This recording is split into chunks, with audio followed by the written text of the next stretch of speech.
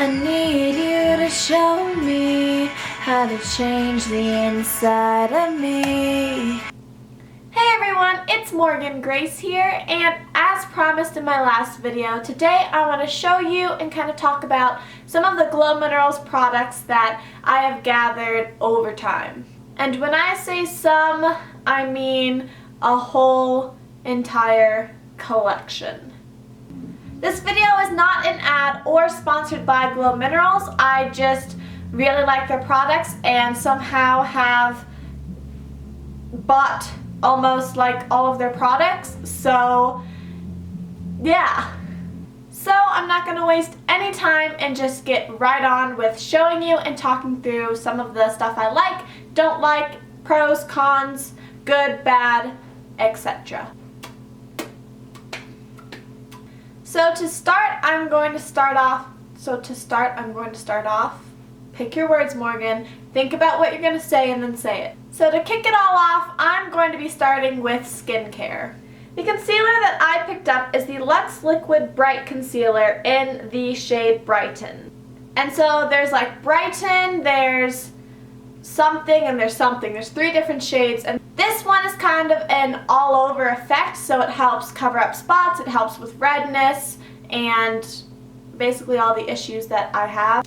I like this concealer when I can get it to work, but maybe it's just me being stupid, but I feel like I can never, well there, it's working now, but I feel like sometimes I can never get it to come down. It's a good concealer when I can get it to work. If I can't get it to work, then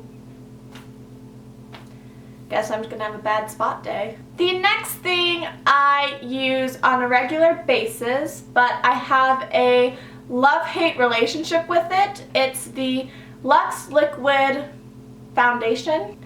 I started using it when I was going through a really bad breakout phase, and when you think breakout, it wasn't just like, I have some spots, you know, here, here, and here. No, it was like, the spots were the size of like dimes. So I just happened to find Glo Minerals, and I started using this, and within a week my skin felt better, looked better, and definitely I got the coverage that I needed during that time with this product. I find that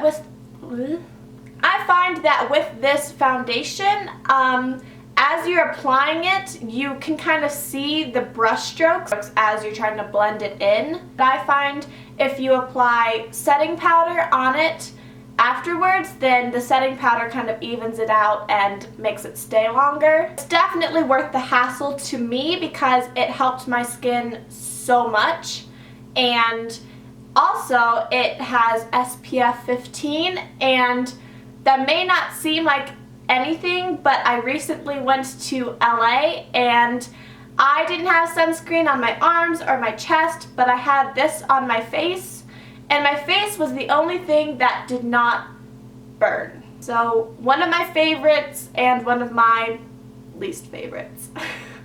I'm really bad at describing these products. I feel like I'm just like bashing them, and I like truly love them, but I don't know, I can't work out the pros and cons and say it in a successful way. I'm going to be starting with bronzers. I have 3 bronzers here. I have this one, which is like a cream bronzer, and it's in the shade Warmth. I like this bronzer, but I don't, because I'm not a big fan of cream bronzers, and when I got it, I didn't realize it was a cream bronzer. I suck at applying cream bronzers, but it is a good shade. The next bronzer I have is actually limited edition. So here it is, and I really like it because you have the bronzer and then you have a little bit of a highlight. It gives your cheeks almost like a lift or like a light to them while still defining them, which, I don't know, I love this, and it looks fabulous. Next up is blushes, and I have a couple here. The first one is called, I don't know if it's called Gleam or Shimmer Brick, but one of those. You'd think I'd know, but that's what it looks like. And so this is like a quad, which I like it because you're getting a whole bunch of different color and dimension in it. Then they have blushes in duos. This is the terracotta. The last two blushes I have are singles. This one is called Begonia, and this one is kind of a brighter pink, and also has a little bit of a shimmer to it. And the last blush I have, which is probably personally my favorite, is called Papaya. There it is. And next up in the skin category is eyebrows and eye primer. So for eyebrows, the one that I have is Auburn. There it is. And I have the eyebrow powder duo. For me, since my hair is not naturally red and my eyebrows are naturally blonde, this has been the first eyebrow kit that I feel like can sort of kind of match the redness in my hair.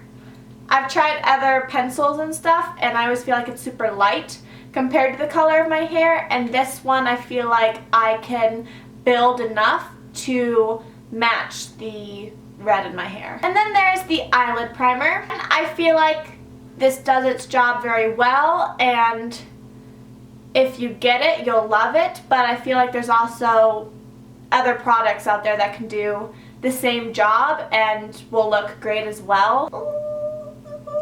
Okay, so this is a little ridiculous because I didn't realize I owned this many eyeshadows, but I put them all on my arm, which you can't see. There it is. Okay, so here's my colorful arm, and this one, which is kind of hard to see, is called Haze. This one is called Koi. This one is Vintage, which is one of my favorites. This one is called Lilac, Eggplant, Dove, Twig, Orchid, which is probably my favorite, and it kind of has a rose gold look to it, which is super pretty. Kona, Mahogany, and then Greystone. So those are all of the eyeshadows that I own. I will leave all of these names in the description if you do want to look at them more or want to get any of these, because, you know, I didn't really do that well. I really should have done that last, because now I'm gonna have to film the rest of this video with my arm like that. So those are all of the single eyeshadow, those are all of the single eyeshadow powders that I have, and then I have 3 kind of chubbier sticks things. So here are the 3 colors, and there's a really up close of my face. This one is called Gold Blush, and really it's like a rose gold, a really pretty rose gold. This one is called Keepsake, and it's a bright gold.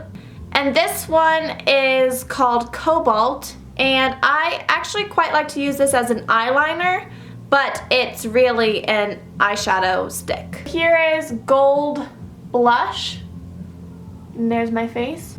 Here is Keepsake, and here is Cobalt. Next up is eyeliners, and I only have 3.